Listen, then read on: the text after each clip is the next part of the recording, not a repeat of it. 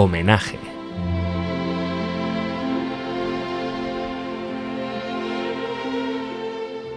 Hola oyentes de Radio Sefarad. Hoy tenemos el gusto de tener con nosotros a Víctor Wolodarski, que es arquitecto e hijo del fundador de esta radio, de Zoli Wolodarski. ¿Qué tal, Víctor? Muy bien, con gusto de verte.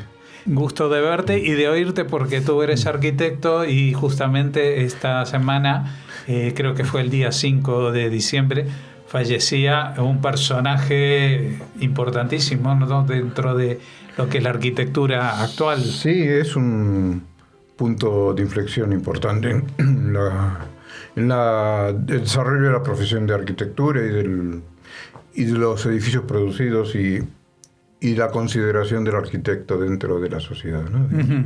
Era un fenómeno un poco único que dejó una estela después de él, ¿no?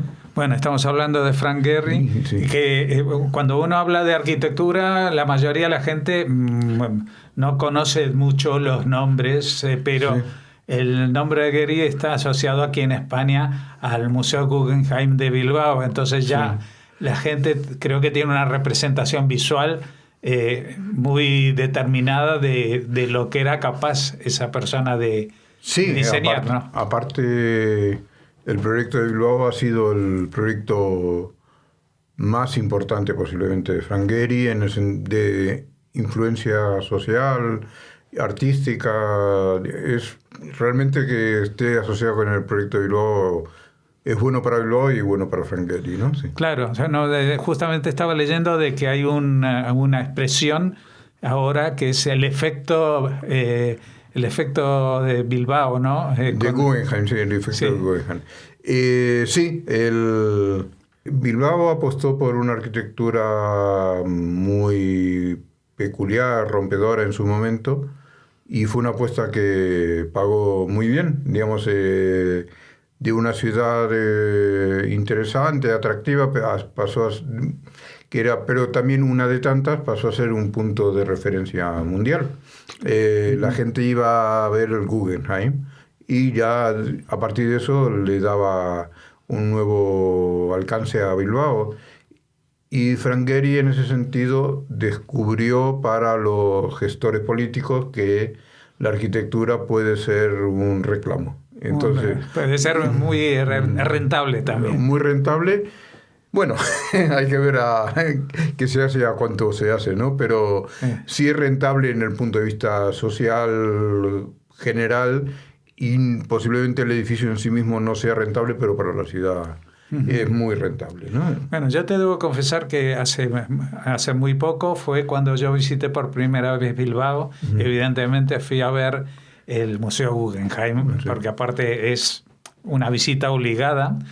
Y aparte me llamó la atención algo, que no sé si para los arquitectos esta expresión existe, pero me pareció que el continente, es decir, el envase, era mucho más importante que lo que había dentro del museo. Bueno, eso es la suerte de haber tocado una exposición más o menos interesante, ¿no?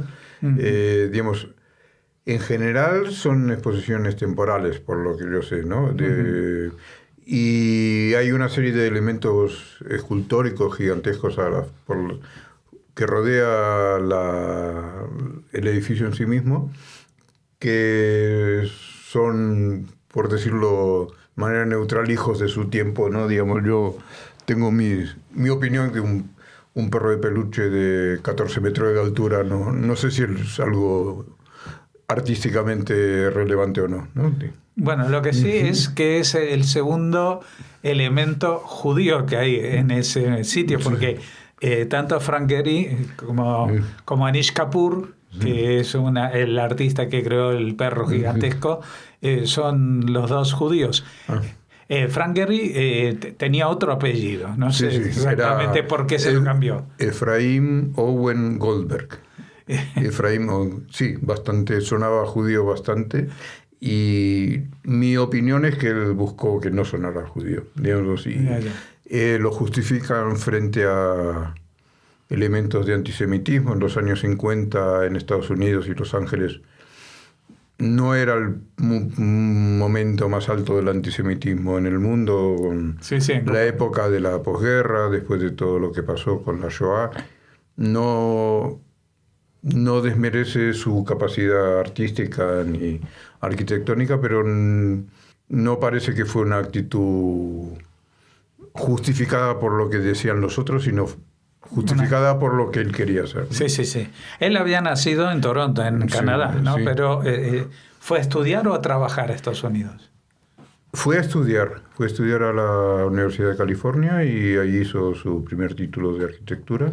Después fue a Harvard, no terminó, no sé muy bien el desarrollo académico de él, pero evidentemente Los Ángeles se convirtió en un punto importante en su carrera y por lo que yo estuve leyendo un poco, tiene unos primeros años de carrera exitosos, pero convencionales en cuanto a la arquitectura que hacía, y en un momento dado en su propia casa la utiliza como un experimento arquitectónico, que de una casa como tantos miles que hay en Los Ángeles, la convirtió en una cosa que llamaba la atención, muy poco habitual, y sobre todo en la época que se hizo.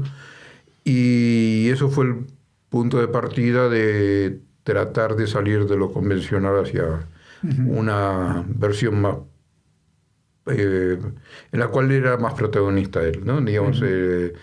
Los proyectos ya eran proyectos de Frank Gehry, no eran proyectos de una casa. Porque a mí lo que me llama la atención es, esta persona debía saber mucho de geometría, o que tenía muy buenos asesores para calcular cómo hacer esas superficies. Él fue uno de los primeros que utilizó el apoyo de la potencia informática para hacer, y según se leen sus biografías, él utilizaba un programa que se utiliza para elementos de aviación, que son elementos de una geometría muy compleja, para encuentros de un ala con el fuselaje porque en la aviación también necesitan curvaturas más que aristas, ¿no? Son curvaturas de encuentros muy difíciles de prever mentalmente, y es un programa que en los años 80, 90 él lo utilizó muy, muy profusamente, se llama CATIA, y sé que eso fue muy importante. Y tenía un equipo que sabía traducir sus ideas. Sus ideas, sus devaneos en cosas que se podían construir, ¿no? Pero me da la impresión, y aquí yo puedo equivocarme, que no estaba tan preocupado de cómo se construían las cosas, que sí se construían y no se caen y están bien sólidamente calculadas, pero su impulso inicial era la forma, ¿no? Tenía una inspiración más artística que técnica, ¿no? Sí. La técnica es... la fuerza de la gravedad nos obliga a hacerle caso a la técnica, pero en su caso no partía la fuerza de la gravedad, no era un elemento tan importante como para una construcción convencional, ¿no? Digamos que en cual se busca optimizar el último dólar o euro en cuanto a gastos de estructura referentes a los metros cuadrados construidos. En fin, todas esas consideraciones de una arquitectura convencional no eran las que él tenía en cuenta, ¿no? Y realmente consiguió elementos de una potencia visual tremenda. Claro, y él, con todo ese éxito y la repercusión, convirtiéndose en un icono, también, ¿eso se le subió a la cabeza o no sé? Digo, a nivel profesional. A nivel profesional, él fue posiblemente el primero de los que en los años 2000... eran los arquitectos estrella, ¿no? Digamos que había 3 o 4, y él fue el primero y el más importante, y a partir de él tuvo sus seguidores, en fin, que una arquitectura difícil de tener seguidores, pero sí ha tenido sus seguidores. Por ejemplo, el español Santiago Calatrava, ¿se puede decir? No. Calatrava también es una personalidad propia y...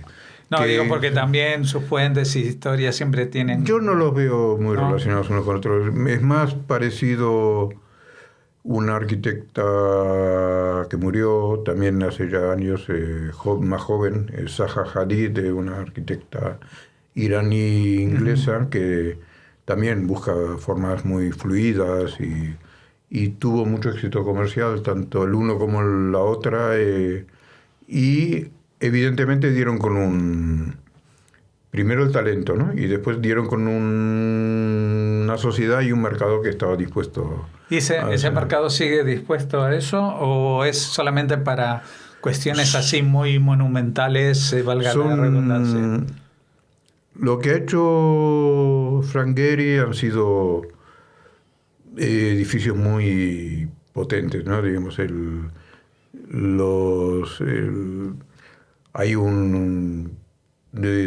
no me acuerdo, de Louis Vuitton, de todas las marcas de lujo francesas, tiene una fundación también muy espectacular. Uh-huh. En España también están las bodegas que ha hecho también, que son de Marqués de Riscal, que también son muy espectaculares. En Panamá también ha hecho otro edificio de un museo de medio ambiente, en fin,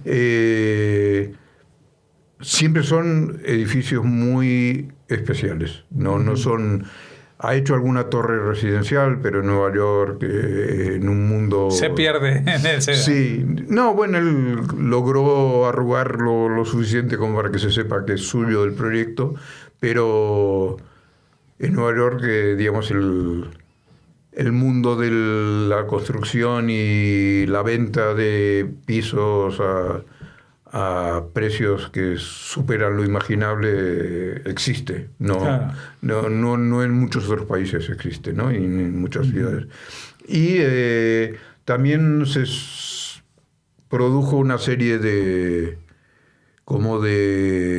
chiste también de que un proyecto de Frank Gehry, no me acuerdo si fue en Los Simpsons, no sé qué, a alguien se le cae un papel, lo arruga un poco y dice, un proyecto de Frank Gehry, ¿no? Entonces...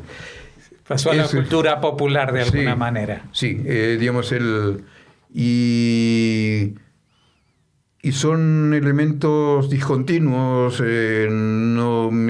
Zaha Hadid era más fluido, Frank Gehry es más le gusta que choquen un elemento contra otro. En fin, yo sé que es una arquitectura para grandes inversiones, para grandes fortunas, para instituciones de muy alto nivel que están dispuestas a contratar una estrella de la arquitectura. Digamos, se convierte en en vez de un rockstar, un architecture star. Sí, exacto. Sí, es una estrella de la arquitectura. Entonces, es un proyecto de Frank Gehry, es un proyecto de Calatrava o de Zaha Hadid. Digamos que se supone que ese proyecto paga. Uh-huh. Y la ecuación en Bilbao salió muy bien. No sé de otros sitios si ha salido también o no. Arnault, que es el dueño de este conglomerado de grandes empresas de lujo francesas, estaba encantado de la vida con su arquitecto estrella y el proyecto que habían hecho y los recursos artísticos que tenía Frank Gehry. En fin, yo entiendo de que es una persona que ha dado un vuelco a la arquitectura y no se puede descartar como punto de inflexión en la arquitectura. Y que ese tipo de arquitectura sea repetible, sea socialmente responsable, en fin, es otra discusión. Pero que desde el punto de vista arquitectónico, artístico, social, ha tenido una influencia tremenda estos últimos 20, 30 años. No hay duda, ¿no? Dime una cosa, ¿alguna vez, o sea, hay algo en su biografía que se conozca, ¿no? Que de su carácter o de su origen judío? Yo creo que yo estuve tratando de buscar algo de cara a esta conversación que estamos teniendo y son referencias muy poco importantes, la verdad. No le interesaba el presentarse como judío nunca. Hay una cierta referencia a la actitud de preguntarse cosas y tratar de ir un poco más allá. En fin, que a mí me parece son recursos humanos. Sí, son recursos que especialmente judíos y lo que sí uno puede decir objetivamente que trató de ocultar su judaísmo. Eso, digamos, no hay duda, ¿no? Digamos, claro. De llamarse Efraín a llamarse Frank. No, porque he visto yo un pequeño vídeo en internet en el cual aparece junto con Daniel Barenboim, porque él diseñó algo de la Stadtoper o algo así. Entonces me llamó la atención porque de alguna manera Daniel Barenboim no es que oculte su origen judío, pero tampoco es algo que lo saca mucho a relucir. Bueno, pero Barenboim yo creo que es más... Conservó su identidad y es conflictivo muchas veces. Su identidad judía es conflictiva frente a otros judíos, pero es una identidad judía. Sí, tiene razón. Entonces, mientras que a mí que Frank Gehry buscó integrarse en el mundo artístico, industrial, comercial, americano y mundial finalmente, y lo consiguió de manera extraordinaria, ¿no? Pero no creo que su casilla de soy judío le preocupará demasiado, ¿no?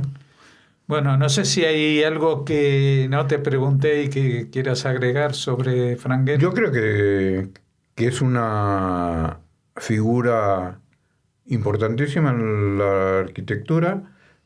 Ha permitido a muchos arquitectos ver que se pueden hacer cosas distintas, que hay una capacidad que la tecnología puede dar rienda suelta a cierta creatividad fuera de lo habitual, y que sea el maestro de una escuela ya lo veo más dudoso. Es más una personalidad per se que descubre a la sociedad de que la arquitectura es un elemento comprensible y asimilable y vendible a la sociedad a distintos niveles, ¿no?